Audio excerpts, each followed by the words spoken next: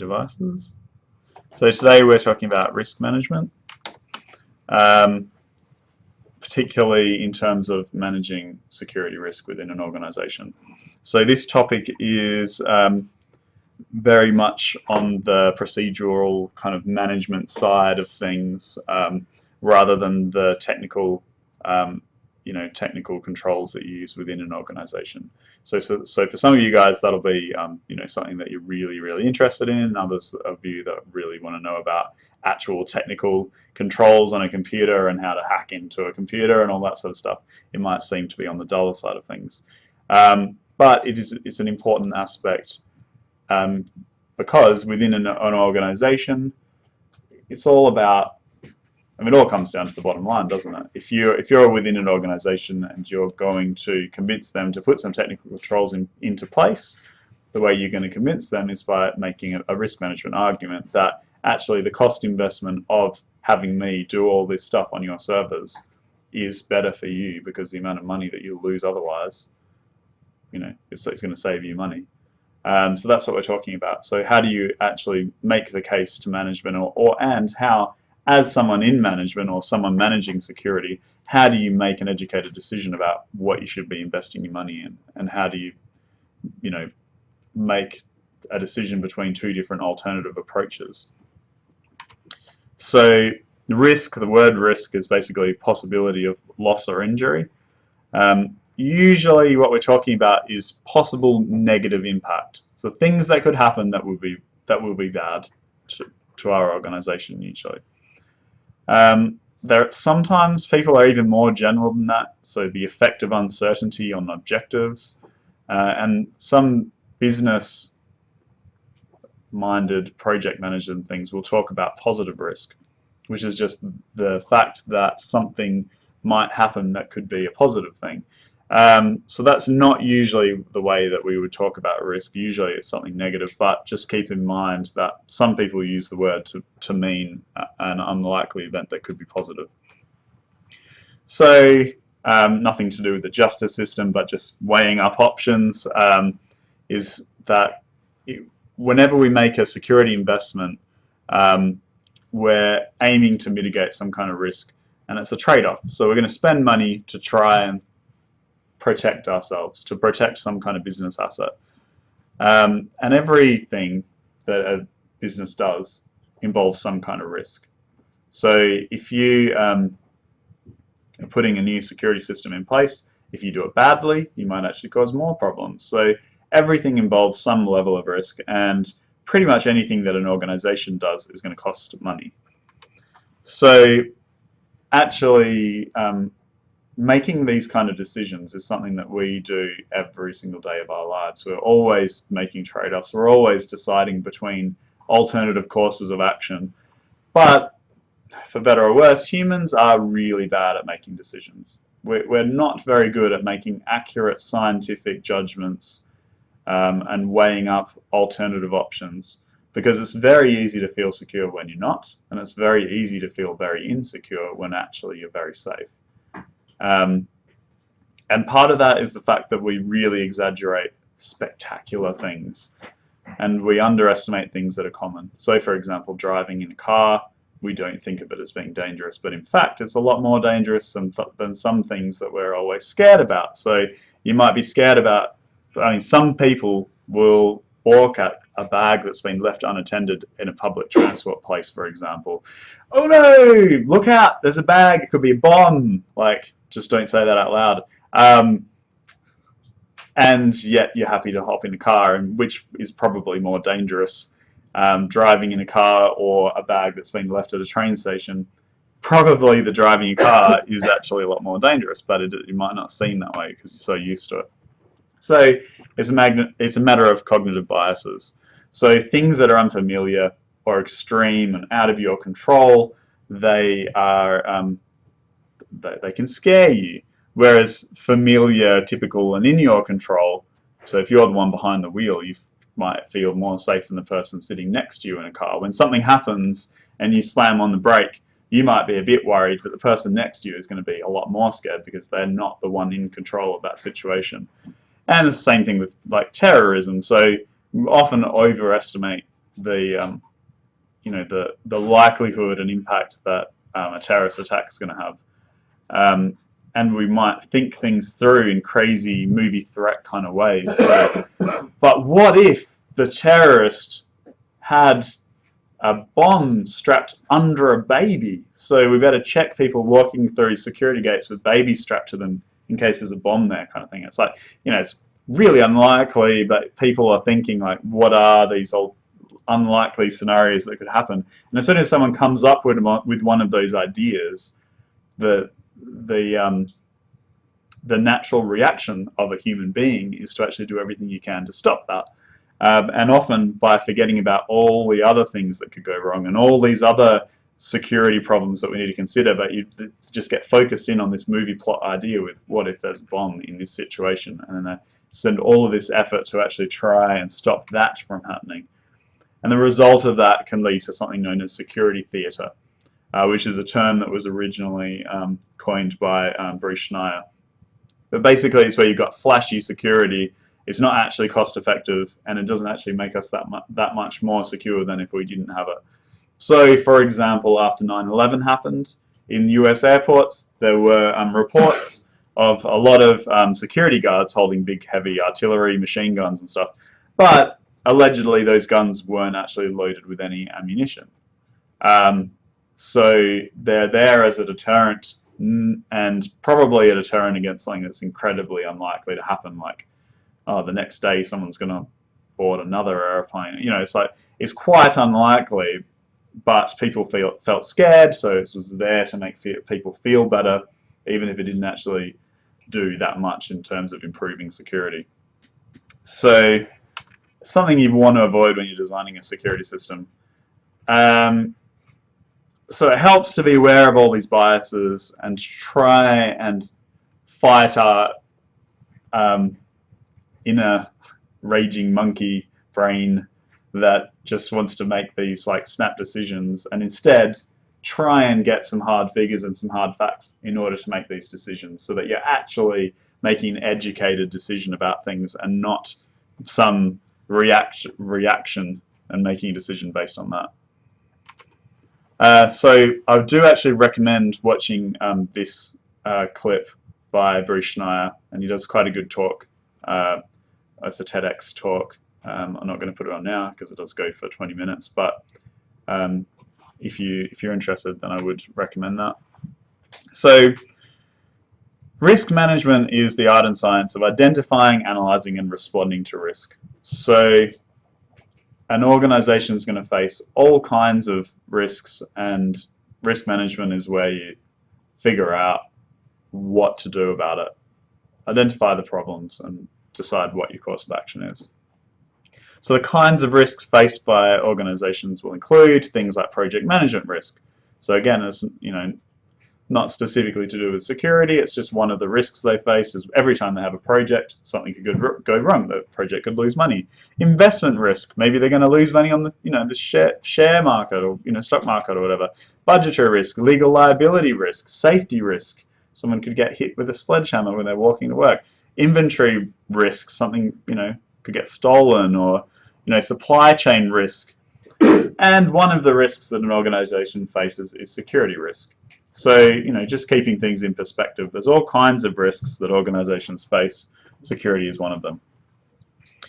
So a quote from NIST special publication 839. Leaders must recognise that explicit, well-informed, risk-based decisions are necessary in order to balance the benefits gained from the operation and use of information systems with the risk of the same systems being vehicles through which purposeful attacks, environmental disruptions or human errors could cause mission or business failure. So basically we need to, any organisation nowadays is probably going to involve like IT infrastructure. They're going to have some computers involved. And what that means is almost every organization needs to think about security in terms of like technical, computer security, network security. And what that means is all of you guys have fruitful careers ahead of you, because all these companies are going to need to figure out what their security stance is, and some of that they're going to have in-house, and some of that they're going to outsource. But in order to make these decisions, they're going to have, whoever's doing the risk management needs to make judgments about what's important to that organization. Look at strategic planning. So for this organization, what are our goals? And how are we going to run our business? So operationally, how are we going to implement the security controls that we need in order to protect ourselves against the risks that we face? So it's only going to work if someone in management at management level has an interest, right? If you've got someone doing risk management and they're not talking to someone like the CEO or someone within a few layers of organizational hierarchy away from the CEO, if you're so far down the organizational hierarchy that that this is being communicated to like executive level, then it's very hard to succeed. Basically, to work properly, you need management to actually care, and they need to be accountable for the risk management, so that you can set up like an organizational wide risk management program, and so that you've got the resources that you need to do it properly. And part of that process is talking to the big wigs, the people at the top of the organization, to determine levels of risk. Like, what is an acceptable level of risk for you? Because everyone has a different level of risk that they're willing to take. So, for example, if I asked you guys whether you, I don't know, I'll flip a coin. If it comes up heads, I'll double your money. I will give you a third extra of what you originally invested or something. Is that a risk that you're willing to take, or not? For some people, like say I will double your money if it comes up the same amount, but you need to give me £100 right now, and I'll double it if it comes up heads. Show of hands, how many of you will go for that bet? All right, that's not many of you. So I guess it's whether or not you've got £100 that you're willing to put to risk. Those odds aren't bad. 50-50 it's not great, but it's better than you'll get at any casino. So because otherwise the house wouldn't always win. Even on roulette, you've got the red and black and a couple of other ones that don't count. And you zero, double zero, and is it triple zero? Yeah, single zeros. Sorry? So it's just single zero. Single zero, and there's two zero ones.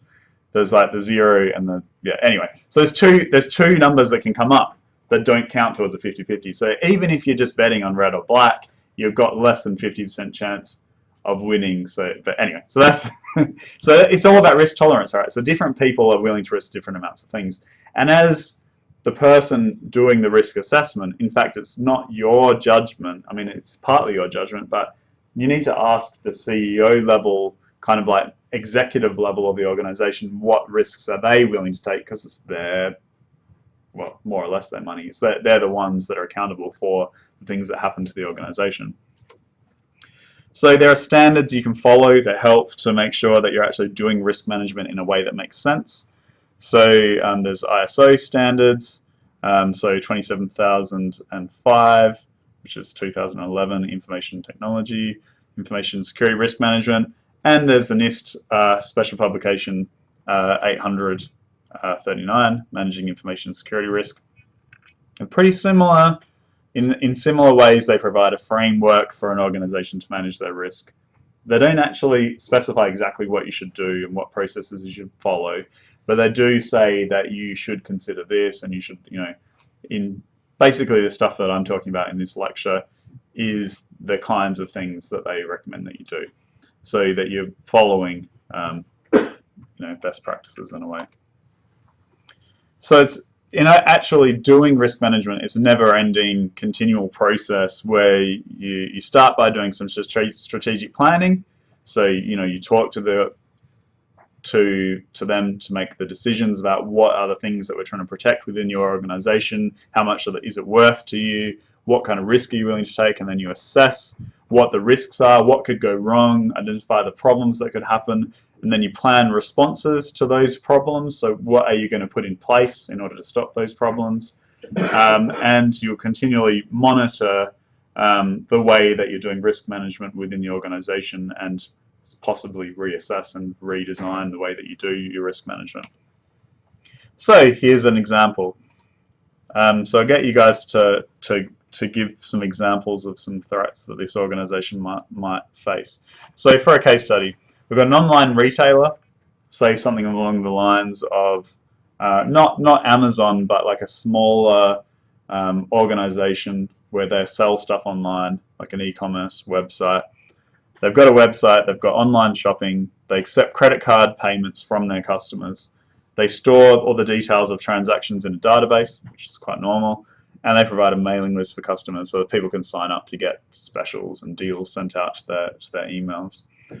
What could go wrong? Yeah.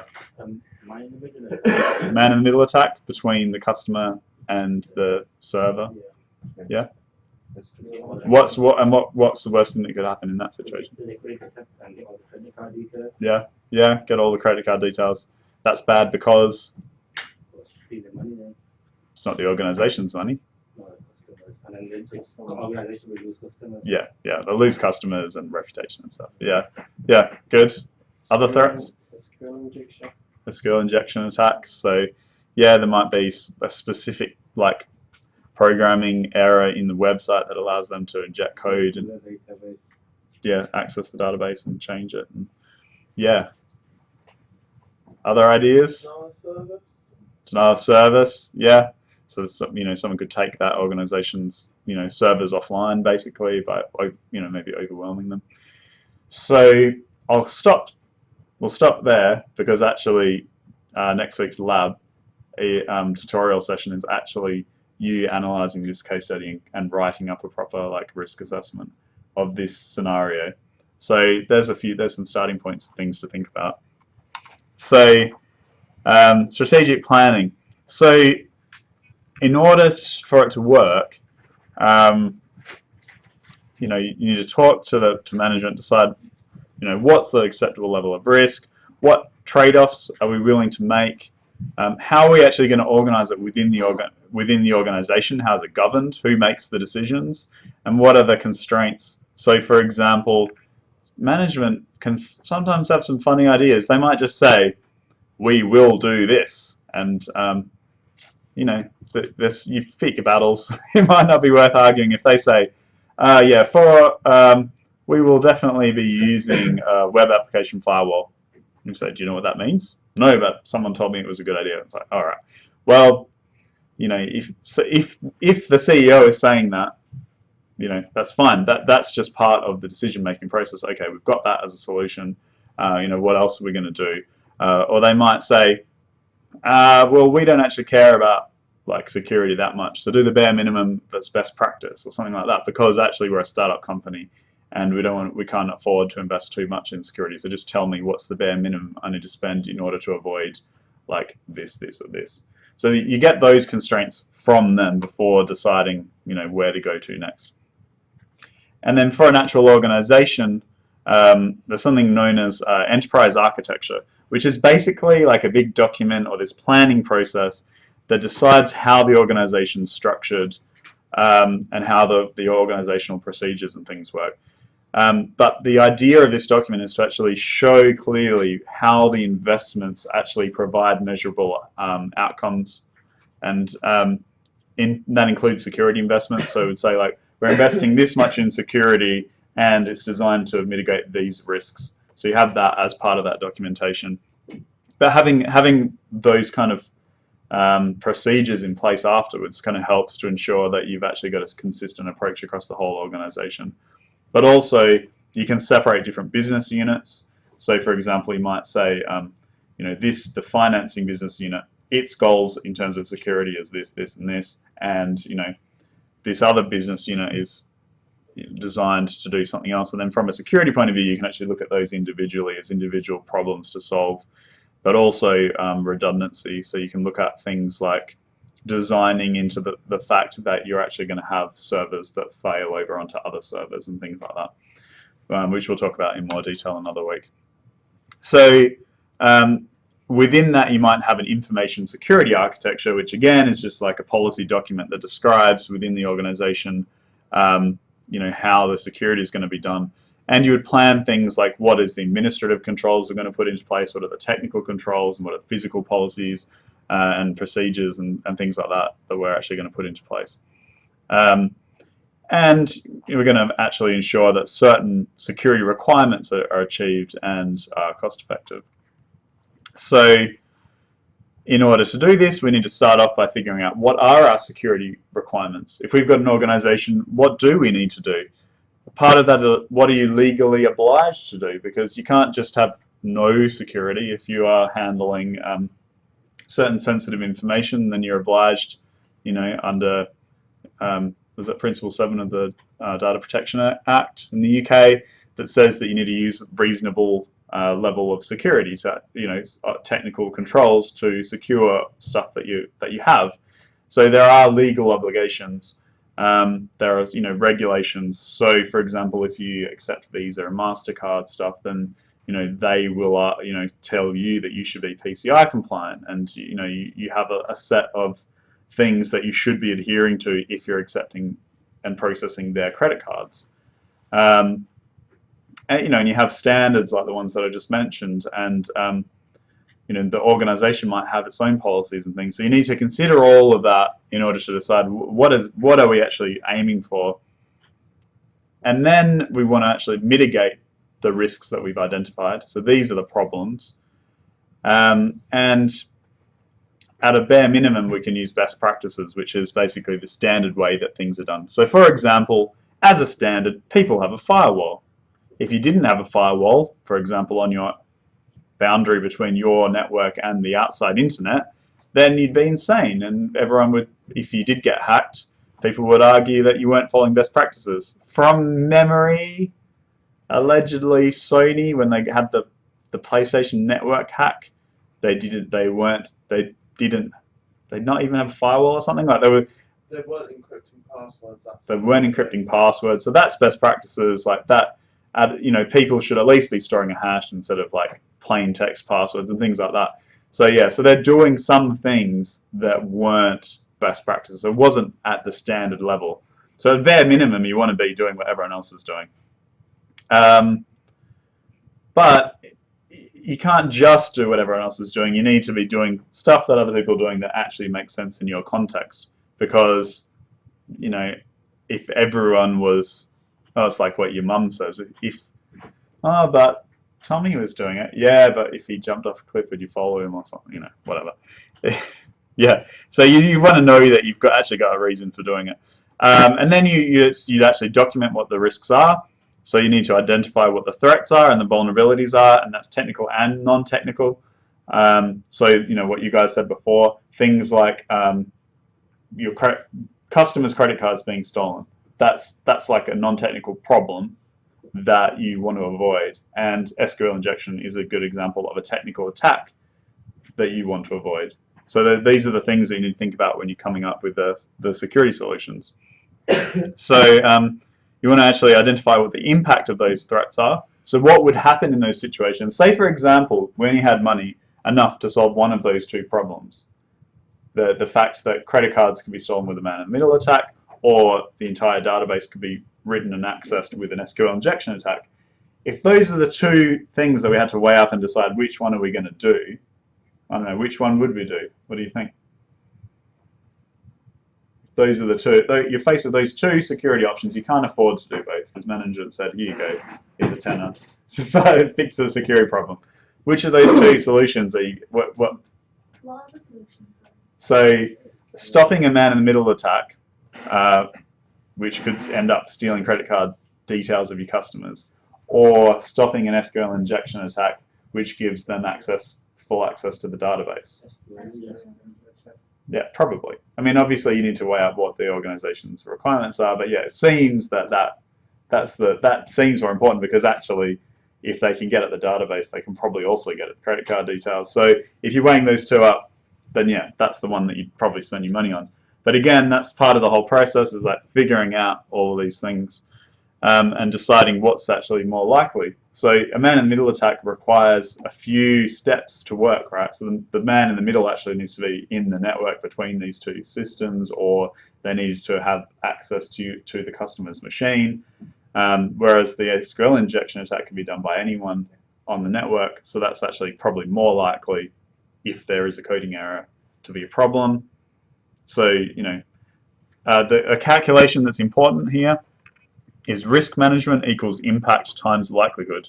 So if the impact that it would cause is high, but the likelihood was low, you multiply that together and you come up with a risk magnitude. If both of them are high, obviously the risk magnitude is high, and both are low, then the risk magnitude is low. And there's lots of different tools and things you can use to measure these things. So how do you identify what risks you face? You can use brainstorming, so just sitting in a room trying to come up with ideas as a team, interviewing people. You can use source analysis. So for example, what are the sources of risks? You could say my customers could be a source of risks. External hackers could be a source of risk. My customer, so you're thinking of these different places that could cause a problem.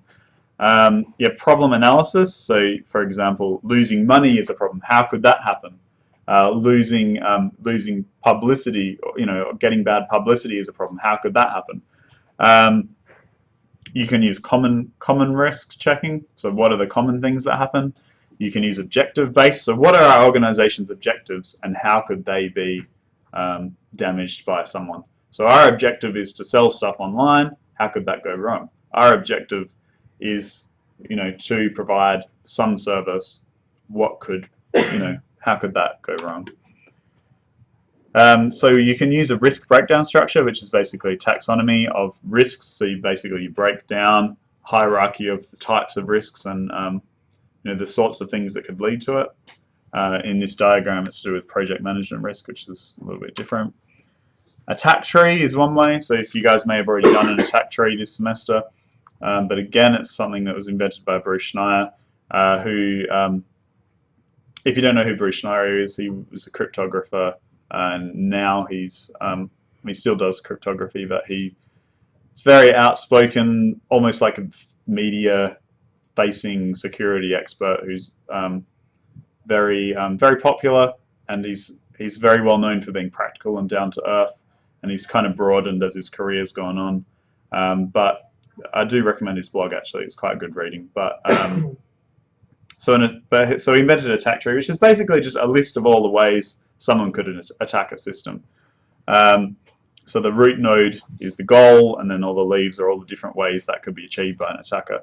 And you can kind of superimpose information onto that diagram to show costs and things like that. But it can get really complicated. So my PhD supervisor at my last university, part of his PhD research, he had like this attack tree that was just ridiculous. It was, I don't know, like hundreds of pages or something. So they can get quite complex, but they're good for just identifying the different ways a system could get attacked. So attack tree, you can show it either as a graphical thing like this, or as a list, which is actually what I recommend if you haven't done the attack tree task yet. Just use a list format with the numbering. So if you read about it, you learn about it. But because it can get quite big. So how do we determine the likelihood? We can either look at quantitative stuff, so use actual hard numbers. So for example, historically what's happened? What are the statistics of the capabilities of the people that we're facing, the attackers? What are they capable of? And actually use statistical analysis to determine probabilities of how likely something's going to happen. That's like an ideal world, is where you can actually do that. Often you don't have those kind of numbers, so you need to do qualitative, which is where you have to use your own judgment. So you might have, it's a high risk, a medium risk, or a low risk, or a low likelihood, sorry. So that's likely to happen or not likely to happen. That's still a lot better than just not knowing at all. So making a judgment about how difficult it would be to exploit an SQL injection, for example. You can use probability impact matrices, a matrix, to show impact and probability. So you could either use this qualitatively or quantitatively. So for example, the risk of me getting angry and throwing that chair out the window, let's say that did happen, probably unlikely, what's the likelihood that it would fatally injure someone when I threw it out the window? So if we're going to map that onto here, let's assume I am throwing a chair out of the window. Where do you think it falls on this in this chart? Medium. So probability for causing a fatal injury? High. High? I'm not sure about that. I think if I threw a chair out of the window right now, oh, there's someone there, but I think there's probably low likelihood that I'm going to kill someone. Could happen. And impact, the impact if I did kill someone, it's pretty high. It's pretty high. Hopefully we're insured against that. So that it allows us to, helps us to make decisions about things if we can map out what the risks are and where they fall onto that chart. So magnitude, risk magnitude again is its likelihood times impact. So we might just rate it on a scale of 1 to 10, or we might have something more, more data to help. Annual loss expectancy, also known as a good drink, ale. Or estimated annual cost, EAC, is basically the impact. So that's like the money that it would cost times the likelihood. So you can use that to calculate how much money things cost. And it helps when you're talking to a manager if you can say, look, this is the annual loss expectancy. If this was going to happen, we would lose this much money. But we can invest in this thing and it costs this much. And you can actually make those decisions. So remember, costs can include direct and indirect. So paying staff is obviously a big direct one, but there's reputation and all those other things that I talked about in the first week. So the sorts of things that could happen in an organization: you might have a defaced website would be bad, compromised billing system would be bad, malware, network routing altered. You might have eavesdropping happening. Someone's listening in, like a man in the middle attack. Passively could be monitoring a network. You could have denial of service attacks. You could have software vulnerabilities discovered in your code, like an SQL injection attack. You could have phishing targeted maybe at your employees or your customers. You could have brute force attacks against your services. You might lose laptops, people that work for your organization. You might have keyloggers installed and people might listen in on what your employees are doing. You might have employees accessing things that aren't appropriate in the workplace.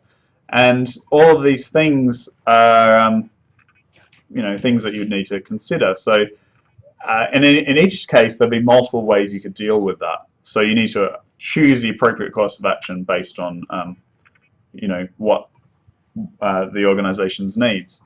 So we need to identify a course of action. So, say for example.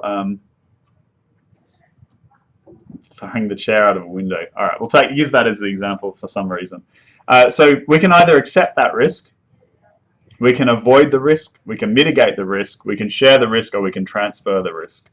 So accepting the risk is where we basically say, that's okay, we're willing to accept that that might happen. It's fine, go ahead, throw the chair out the window. It's unlikely to happen, but we won't worry about it, that's fine. We're willing to accept the small risk that is, go for it.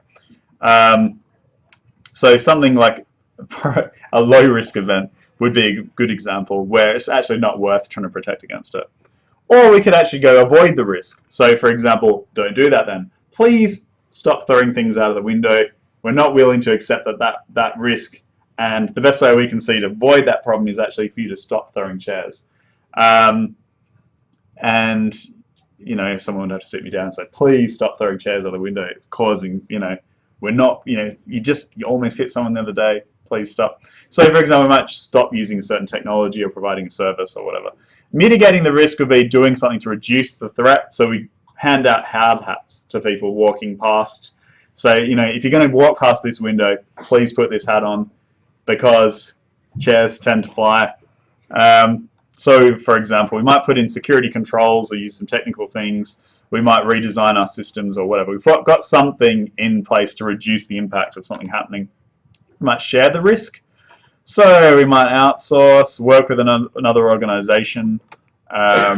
So we might say, oh god, this metaphor, this example doesn't work very well in this example. So there's a business down the road. They also do a lot of share throwing.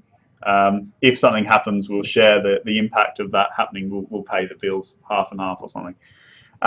Risk transfer is where you basically make it someone else's problem. So, for example, we just pay insurance so that if a share does hit someone, insurance covers it. So that's basically the decision. So if we do get hacked, we've got insurance that's going to cover the losses that we cause. So then we need to evaluate all these different alternative solutions to determine what we should actually do in the organization. So obviously, we need to. They're not all going to make sense for our organization. So there's another thing that we can use, which is total cost of ownership. So that's how much is it going to cost to buy it and then operate this thing. The hard hats, for example, when we're not only going to have to invest in buying all the hard hats, but we need someone standing out there handing them out all the time. So, we pay for licensing and hardware and all that sort of stuff. So there's lots of costs that can go into that equation. But then we can use that to look at the costs of all these alternative solutions. And it might only make sense to mitigate the risk if the total cost of ownership is less than the annual loss expectancy. So if it costs more than we would lose, we might decide, well, actually, that's a bad investment. You can also use decision trees, which basically are ways of showing likelihood of different outcomes, and you can use that to make your decision. But eventually we need to make a decision and just go for it and actually implement something and then figure out some way of monitoring our systems and deciding whether or not we're doing it successfully. So, for example, you have pen testing happening to test whether or not there's new threats that we haven't known about. We've got various vulnerability assessments and automated scanning and stuff, and we've got some way of monitoring for changes on the network so that we need to know whether or not we need to reevaluate our risk management. And in conclusion, if you're interested in risk management, there's definitely, it's a viable career, and you might be interested in reading a little bit more about it. So the NIST Special Publication 839 is actually quite a good resource. That's public domain if you want to read through it. And that's the end of what I have to say about risk management. So I'll stop the recording.